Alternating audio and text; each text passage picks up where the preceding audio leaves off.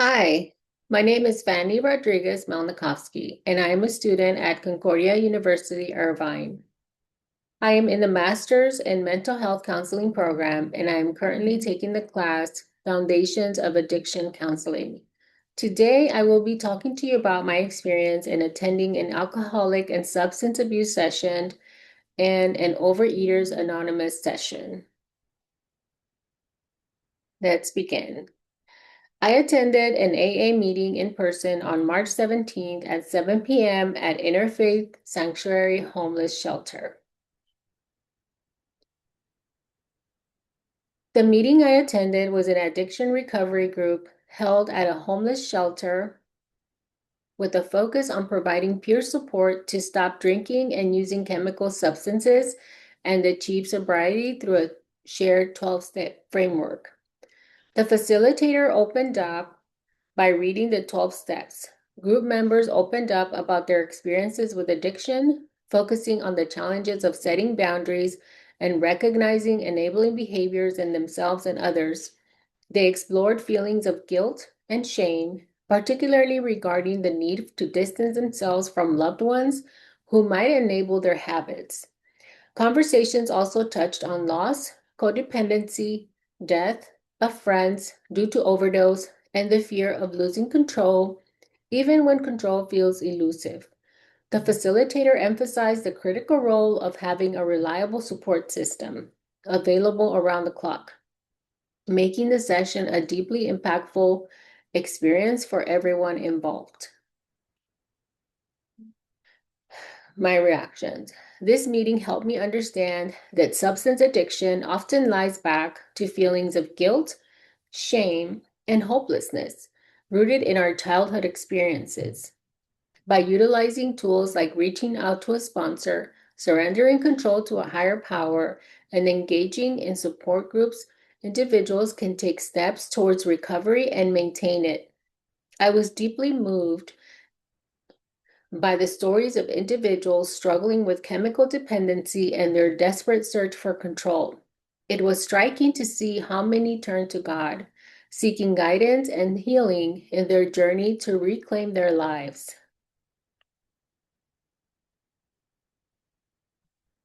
And now I am going to share my experience in attending an Overeaters Anonymous meeting. I attended this meeting on Saturday morning, April 16th at 7:45 a.m. virtually.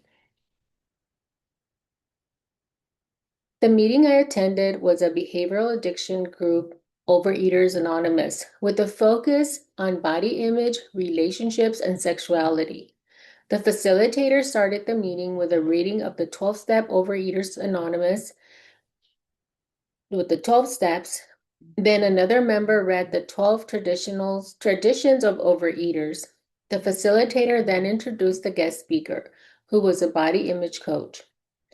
This opening was very similar to the AA meeting I attended. The speaker opened up about her struggles with food and body image, revealing that her parents often tied their children's self-worth to their appearance. Growing up, she felt her identity was centered around being thin and attractive, while her family, who were overweight and critical, imposed strict rules about diet, exercise, and clothing choices. As she entered midlife and experienced hormonal changes that led to weight gain, she fell into depression and felt compelled to hide her true self from others. Everything shifted when she attended an Overeaters Anonymous meeting with a friend, where she finally felt accepted and free to be herself. This moment marked the beginning of her healing journey from overeating and the negative perception surrounding her body image. Others in the group shared similar experiences, expressing how they could relate to her journey. Many talked about how turning to God, practicing breathing exercises, and having a sponsor helped them navigate those challenging times with a strong focus on a higher power. My reactions. This meeting helped me understand that overeating often ties back to feelings of guilt, shame, and hopelessness rooted in our childhood experiences, similar to AA when I attended the AA meeting. By utilizing tools like reaching out to a sponsor, surrendering control to a higher power, and engaging in writing and support groups, members can effectively break free from the intrusive thoughts that often lead to relapse. Hearing from the speaker's story struck a chord with me, reminding me of how my parents and grandparents often judged my body, constantly urging me to lose weight whenever they saw me.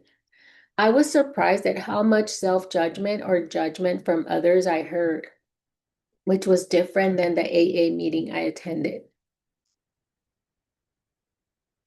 Before attending the OA meeting, I assumed it was just a club focused on diet and weight loss. I was also worried that I would have to share my name, my location, and personal experience. I didn't think spirituality had any relevance to this illness or behavior.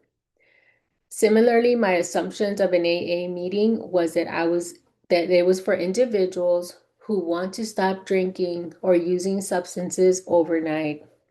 All they have to do is want to do it. None of my assumptions were confirmed. I was wrong. After attending these meetings, I came to understand that OA and AA addresses a physical, emotional, and spiritual illness. Rather than focusing on weight loss, food recipes, or immediate discontinue use of a substance, the atmospheres were entirely supportive and free of judgment. It felt welcoming as participants shared their personal stories, and I appreciated that sharing was optional and not required. Similarities in the programs. Alcoholics Anonymous and Overeaters Anonymous both operate on a similar framework that prioritizes complete abstinence from their respective addictions, alcohol or substance use, and compulsive eating. They share the same 12-step traditions and steps, emphasizing a peer-led support system, a spiritual approach involving a higher power, and the importance of sponsorship for recovery. OA adapts the 12 steps from AA's original 1939 text that addresses addiction comprehensively rather than just behavioral issues. Both programs firmly believe that moderation is not an option for those struggling with addiction, advocating for a total commitment to abstinence. Members are encouraged to lean on a higher power to help them navigate their challenges and relinquish control. The sponsorship model allows less experienced members to receive guidance and accountability from those who have been through the process. Regularly anonymous meetings provide a space for individuals to share their experiences, their strength, and their hope, while also addressing the emotional triggers associated with addictive personalities such as guilt, shame, and remorse. Now I'm going to go over the differences. Alcoholics Anonymous is centered on overcoming alcohol and substance abuse addiction through complete abstinence, while Overeaters Anonymous tackles compulsive eating as a behavioral change.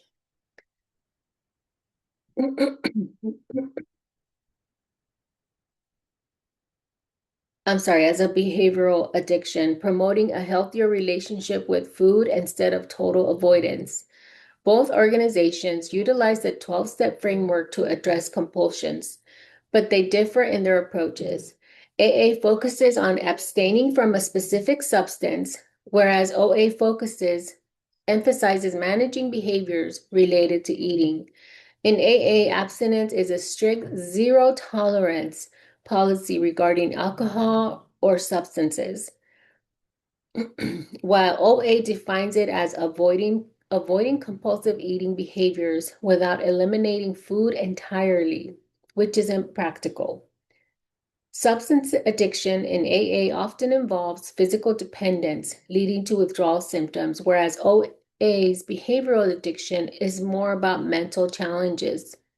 Even though both can activate similar reward systems in the brain, in the brain. Lastly, substance abuse or dependency can lead to death more likely than overeating.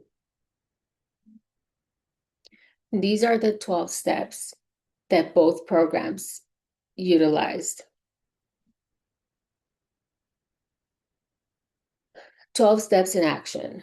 In both programs, members highlighted the importance of a higher power to navigate the challenges imposed by substance and behavioral addictions, particularly through steps 4, 5, and 6 of the 12-step process. During the AA meetings, though, participants focused more on step 7, where they openly discussed the harm they caused to others due to their addictions and their efforts to make amends. Some shared personal stories of stealing money and manipulating their parents into purchasing drugs or alcohol for them. This sharing created a powerful and impactful experience for everyone involved.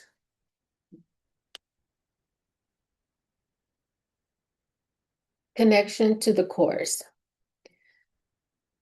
The participants displayed a sense of ambivalence, expressing both a wish to change and difficulty in letting go of their current behaviors.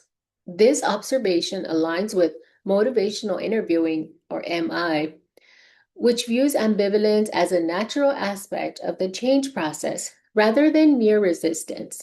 I also noticed instances of change talk where individuals articulated their motivations for wanting to change their lives, a crucial indicator of potential behavior change according to MI. The stages of change model from Miller's textbook was evident, with some participants in the contemplation stage recognizing their challenges while others were actively engaged in action or maintenance, discussing their strategies for sustained recovery. A key aspect of the meetings was the focus of autonomy. No one was pressured to change, allowing individuals to make their own choices, which is a fundamental principle in MI. Finally, the group atmosphere fostered empathy and active listening, essential components of MI. As participants engaged without judgment, creating a supportive environment conducive to long-term recovery.